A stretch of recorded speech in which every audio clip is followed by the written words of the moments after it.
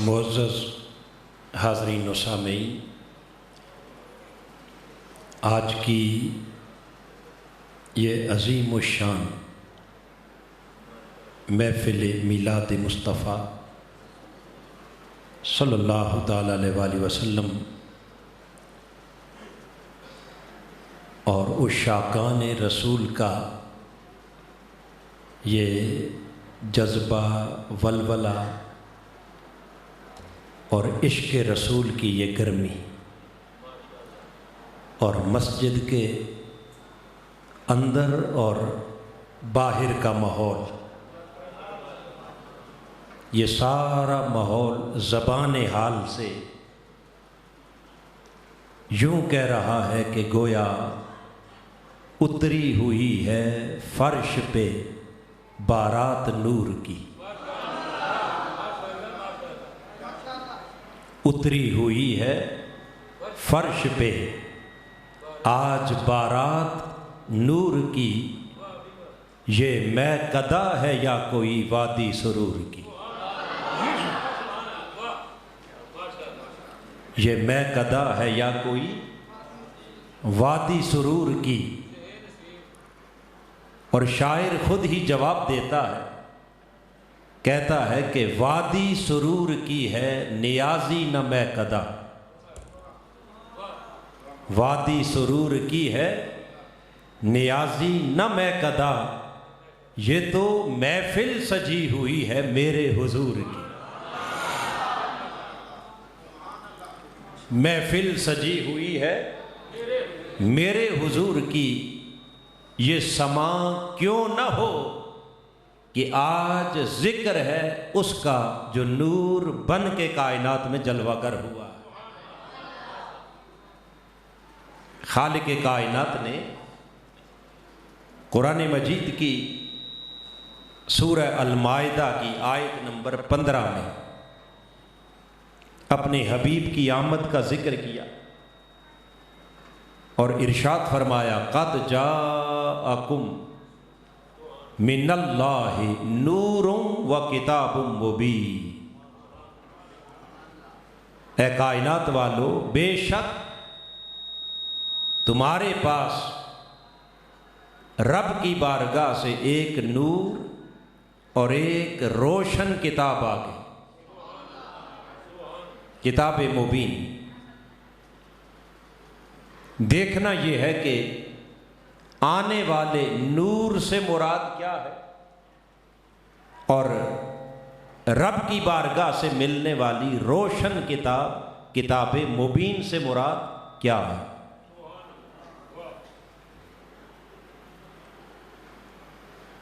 کثیر ائمہ مفسرین،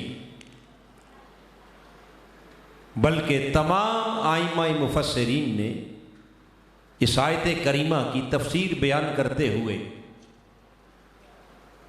امام جلال الدین سے لے کر امام فخر الدین تک اور تفسیر جلالین سے لے کر تفسیر کبیر تک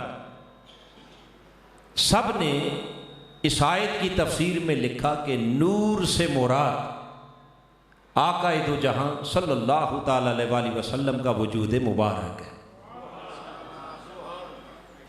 اور کتاب مبین سے مراد آپ کے قلب مبارک پر اترنے والی آخری کتاب قرآن مجید ہے۔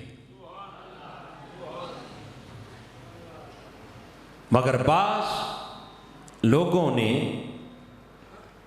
یہ کوشش کی ہے کہ نور سے مراد بھی قرآن ہی لیا جائے اور کتاب سے مراد بھی قرآن ہی لیا جائے۔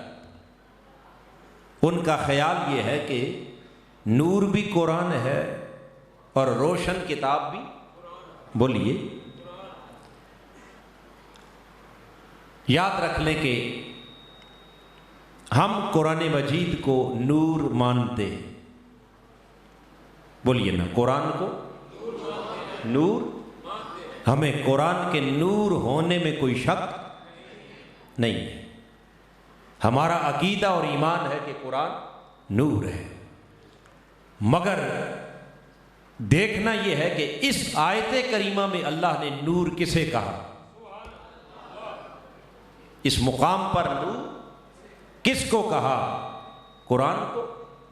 آئیے قرآن ہی سے پوچھتے ہیں، پوری آیت کریمہ کا مضمون جب سامنے رکھیں، آیت کی ابتدا قد جاءکم من اللہ نور سے نہیں ہوتی، بلکہ اس آیت کریمہ میں دراصل خطاب ہو رہا ہے اہل کتاب سے۔ خطاب کن سے ہے؟ بولیے، اہل کتاب سے، یہود سے، نصارہ سے۔ اور آیت کریمہ کا مضمون شروع یہاں سے ہوتا ہے، یا اہل الکتاب قد جاءکم رسولنا یبین لکم کثیرا مما کنتم تخفون من الکتاب ویعفو عن کثیر قد جاءکم من اللہ نور وکتاب مبین۔ یہ ہے مکمل آیت کریمہ۔ اب حاضرین محترم ذرا توجہ کرنا، اہل کتاب کو مخاطب کر کے خالق کائنات نے پہلا اعلان کیا، قد جاءکم رسولنا،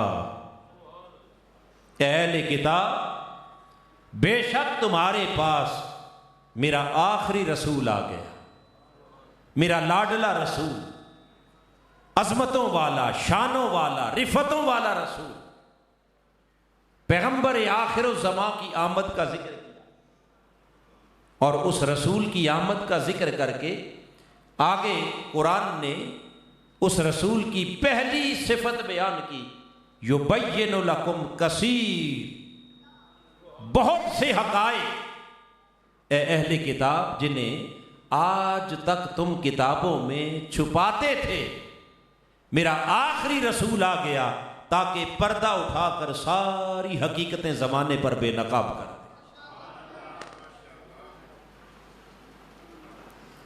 تو حقائق کو ظاہر کرنے والا رسول،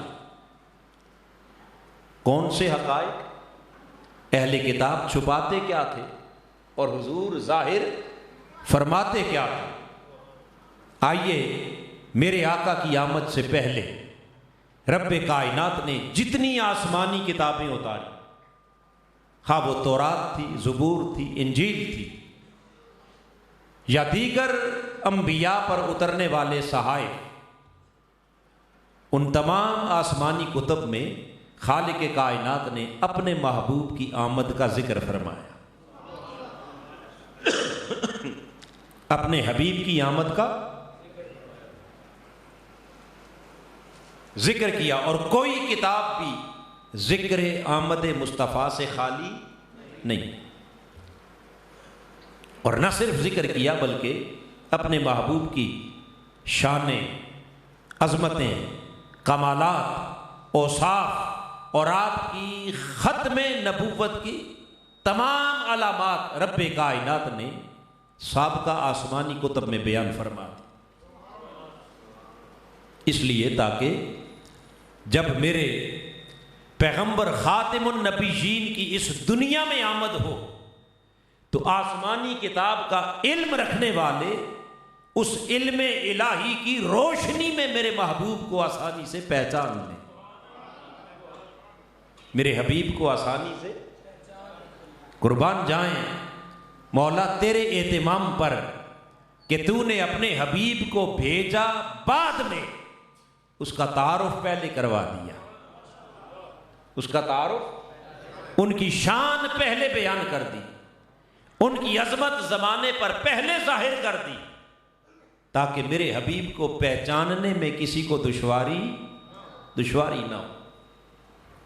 لہذا یہ وجہ ہے کہ اہل کتاب میرے آقا کی آمد سے پہلے ہی حضور کو اچھی طرح جانتے تھے، انہیں آقا کی نبوت میں کوئی شک، بولیے، شک نہیں تھا۔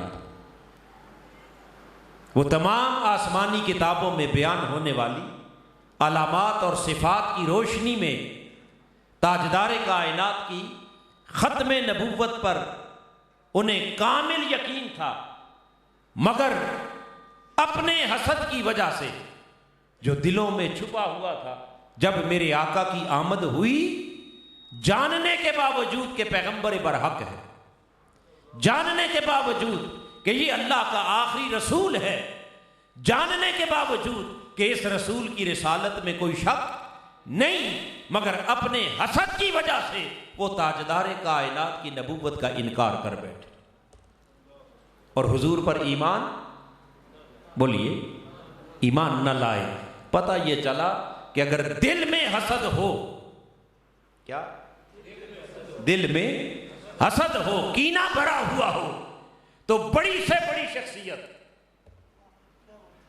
نہیں سمجھے، بڑی سے، اب کائنات میں میرے مصطفیٰ سے بڑی شخصیت تو اور بعد از خدا بزرگ تو ہی، رب کے بعد اس کائنات خلق میں سب سے بڑی ہستی میرے آقا کی،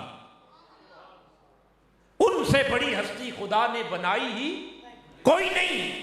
لوگوں معلوم یہ ہوا کہ اگر اندر حسد ہو تو پھر بڑی سے بڑی ہستی کے بڑا ہونے کے کا کتنا ہی یقین کیوں نہ ہو، مگر یہ حسد کسی کو ماننے نہیں دیتا۔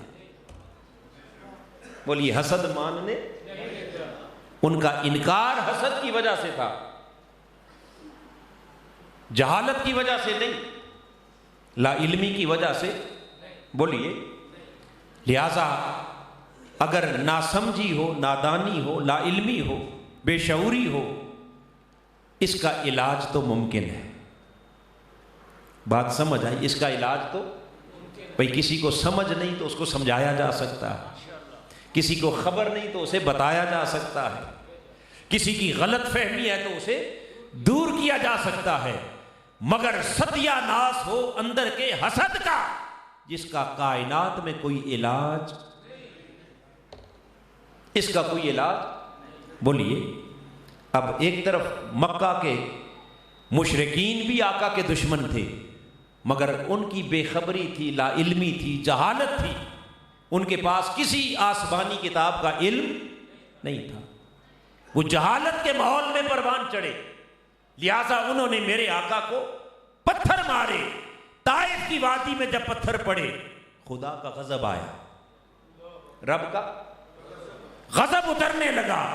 میرے آقا نے وہی التجا کی، اللہم اہد قومی فإنہم لا یعلمون، باری تعالیٰ میری قوم کو سمجھ عطا کر، آج یہ پتھر صرف اس لیے مار رہے ہیں کہ تیرے مصطفیٰ کو جانتے نہیں، تیرے حبیب کو جانتے نہیں، پہچانتے نہیں، آج ناسمجھی کی وجہ سے پتھر مار رہے ہیں۔ جس دن تیرے مصطفیٰ کو پہچان گئے پھر پتھر نہیں ماریں گے، پھر اپنا تن من دن سب مصطفیٰ کے قدموں پر نثار کر دیں، پھر سب کچھ حضور کے قدموں پر قربان کر دیں گے۔ سو میرے آقا نے دعا مانگی، اللہ نے اس ناسمجھ قوم کو اپنے مصطفیٰ کی پہچان عطا کر دی، کی یا نہ کی؟ ہدایت ملی یا نہ ملی؟ جی، ہدایت کیوں؟ لا علمی تھی، جہالت تھی، ناسمجھی تھی، آقا نے دعا کی، اللہ نے قبول کر کے انہیں ہدایت دے دی۔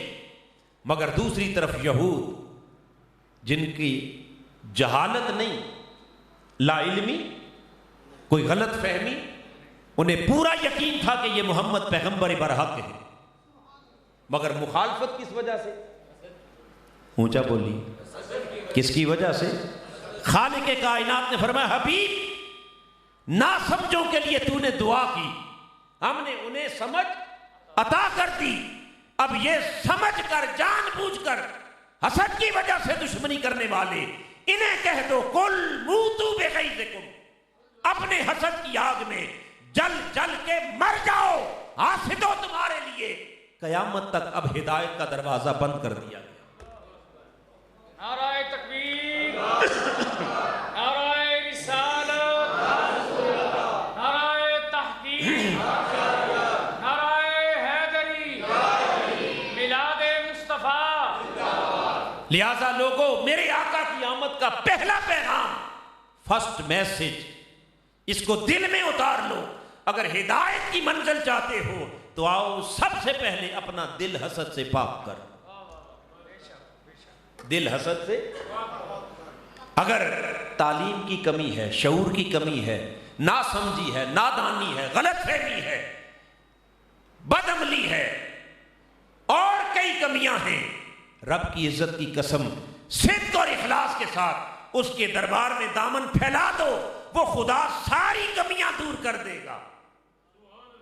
ساری کمیاں پوری ہو جائیں گی. مگر اس حسد کا کوئی علاج. لہذا جس نے اپنے اندر حسد پال لیا اس نے اوپر اپنے ہدایت کا دروازہ، پھر بولیے، ہدایت کا دروازہ بند کر لیا.